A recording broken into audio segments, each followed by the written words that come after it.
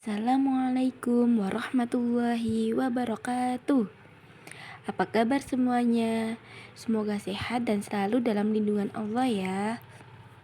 Hari ini kita akan belajar tentang jejak peradaban dinasti Ayyubiyah. Tujuan pembelajaran yang pertama yaitu siswa mampu menjelaskan sejarah berdirinya dinasti Ayyubiyah. Yang kedua, siswa mampu menyebutkan para penguasa dinasti Ayyubiyah. Yang ketiga, siswa mampu menceritakan biografi tokoh yang terkenal pada masa dinasti Ayyubiyah, yaitu Salahuddin Al-Ayyubi. Dan yang keempat, siswa dapat mengetahui keteladanan Salahuddin Al-Ayyubi. Dan yang kelima, siswa mampu menguraikan kembali sejarah berdirinya dinasti Ayyubiyah.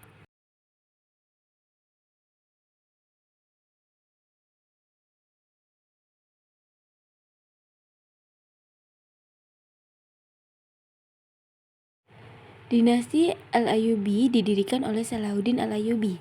Ayyubiyah adalah sebuah dinasti Sunni yang berkuasa di Mesir, Suriah, sebagian Yaman, Irak, Mekah, Hijaz, dan Diyarbakir, yang didirikan oleh Salahuddin Al-Ayyubi. Penamaan Al-Ayyubiyah dinisbatkan kepada nama belakangnya Al-Ayyubi, diambil dari nama kakeknya yang bernama Ayyub. Nama besar dinasti ini diperoleh sejak Salahuddin Yusuf Al-Ayyubi berhasil mendirikan kesultanan yang bermazhab Sunni, menggantikan Kesultanan Fatimiyah yang bermazhab Syiah. Lalu, setelah Salahuddin menguasai dinasti Fatimiyah, ia menghapus tradisi mendoakan Khalifah Fatimiyah dalam khutbah Jumat dan menggantinya dengan mendoakan Khalifah dinasti Abbasiyah, yaitu Al-Mustadhi, yang berkuasa sejak 566 sampai 575 Hijriah atau 1170 sampai 1180 Masehi. Kemudian Salahuddin mendapat pengakuan dari Khalifah Abbasiyah sebagai penguasa Mesir, Afrika Utara, Nubia, Hijaz, dan Suriah Tengah. Satu dasawarsa atau 10 tahun kepemimpinannya kemudian berhasil menaklukkan Mesopotamia atau Iran dan berhasil mengangkat para penguasa setempat menjadi pemimpinnya. Lanjut yang kedua yaitu para penguasa dinasti Ayyubiyah. Selama lebih kurang 75 tahun dinasti Al-Ayyubiyah berkuasa, terdapat 9 orang penguasa yakni sebagai berikut. Berikut nama-nama ke-9 penguasa dinasti Al-Ayyubiyah. Yang pertama yaitu Salahuddin Yusuf Al-Ayyubi, yang kedua yaitu Malik Al-Aziz Imaduddin, yang ketiga Malik Al-Mansur Nasiruddin, yang keempat Malik Al-Adil Saifuddin, yang kelima Malik Al-Kamil Muhammad, yang keenam Malik Al-Adil Saifuddin, yang ketujuh Malik As-Saleh Najmuddin, yang ke-8 Malik Al-Muazzam Turansyah, dan yang 9 yaitu Malik Al-Ashraf Muzaffaruddin. Nah, di antara 9 penguasa tersebut terdapat beberapa penguasa yang menonjol, yaitu Salahuddin Al-Ayyubi, Malik Al-Adil Saifuddin, yaitu sebagai pemerintahan satu, dan Malik Al-Kamil Muhammad. Yang pertama yaitu ada Malik Al-Adil Saifuddin, pemerintahan 1. Ia biasa dipanggil Al-Adil. Nama lengkapnya Al-Malik Al-Adil Saifuddin Abu Bakar bin Ayyub, putra Najmuddin Ayyub yang merupakan saudara muda Salahuddin Yusuf Al-Ayyubi.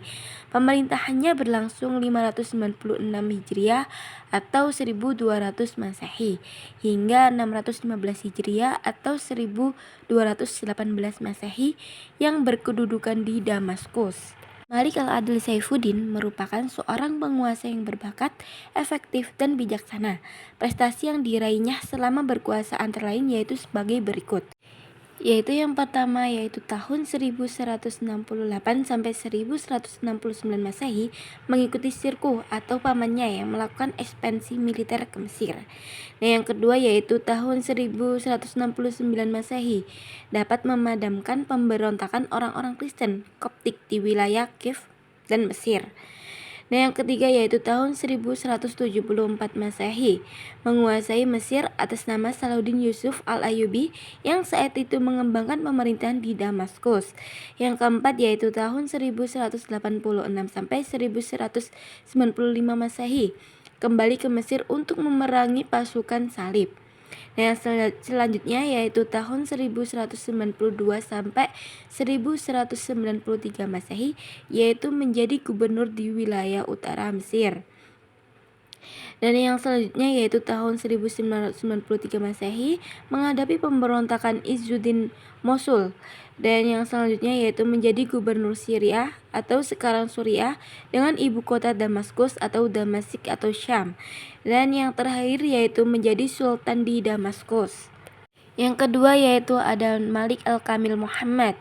Nama lengkapnya yaitu Malik Al-Kamil Nasruddin Abu Al-Ma'ali Muhammad. Ia merupakan putra dari Al-Adil pada tahun 1218. Ia memimpin pertahanan menghadapi pasukan salib yang mengepung kota Dimyat atau Damietta. Pada tahun 1219 Masehi, Al-Kamil hampir kehilangan tahta karena persekongkolan kaum Kristen Koptik.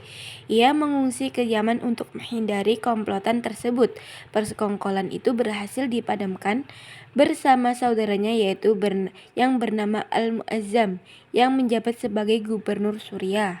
Pada Februari 1229 Masehi, Al-Kamil menyepakati gencatan senjata selama 10 tahun dengan Frederick II yang berisi antara lain yang pertama yaitu mengembalikan Yerusalem dan kota-kota suci lainnya kepada pasukan salib.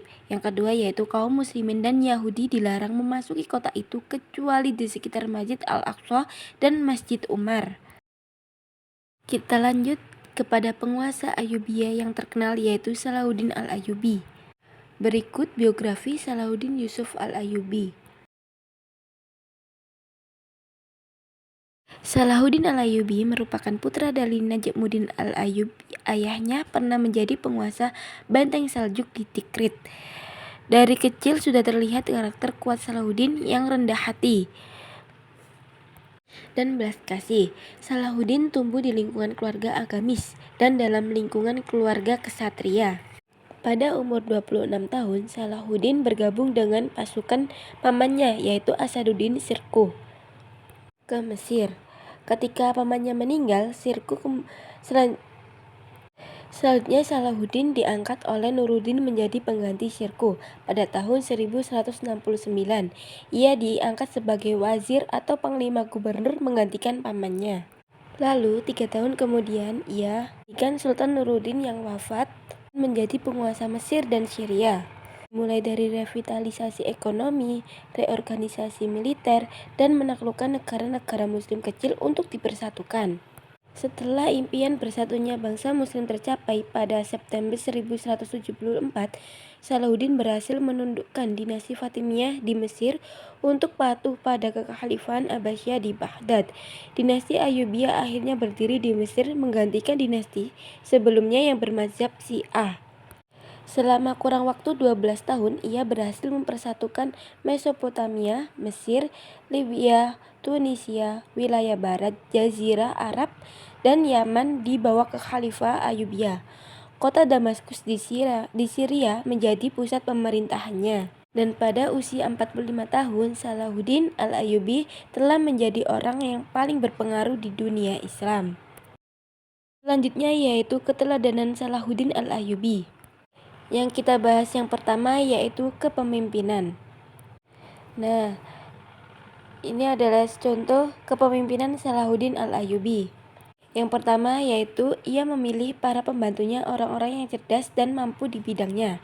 Yang kedua, membagi wilayah kekuasaannya sehingga melahirkan beberapa cabang dinasti Ayyubiyah. Yang ketiga, dalam kegiatan perekonomian bekerja sama dengan penguasa muslim di wilayah lain dan menggalakkan perdagangan di Laut Tengah, Lautan Hindia, dan menyempurnakan sistem perpajakan.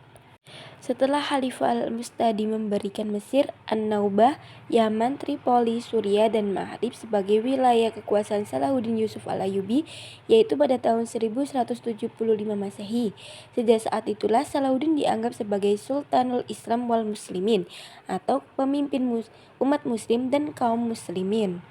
Ia juga mendapat gelar Al-Mu'izz li Amiril Mu'minin, atau penguasa yang mulia dari Khalifah Abbasiyah, yaitu juga sebagai orang pembaru di Mesir, mengembalikan mazhab Sunni. Kita lanjut keteladanan keperwiraan Salahuddin Al-Ayyubi.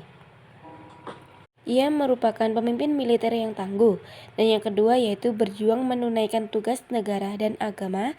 Yang ketiga, seorang kesatria dan memiliki toleransi yang tinggi. Yang keempat, ketika menguasai Iskandaria, tetap mengunjungi orang-orang Kristen. Yang kelima, ketika perdamaian tercapai dengan tentara salib, ia mengizinkan orang-orang Kristen berziarah ke Baitul Maqdis. Tak hanya itu, ia juga menyatukan kekuatan kaum muslimin dan perluasan wilayah Al-Ayyubiyah ke Yaman dan perluasan wilayah Al-Ayyubi ke Damaskus dan Mosul, dan keperwiraan Salahuddin terukir oleh sejarah, tidak hanya diakui oleh kaum muslimin tetapi juga kaum Kristen. Alhamdulillah, kita sudah menyelesaikan pembelajaran pada hari ini. Semoga dapat dipahami, semoga bermanfaat, dan tetap semangat.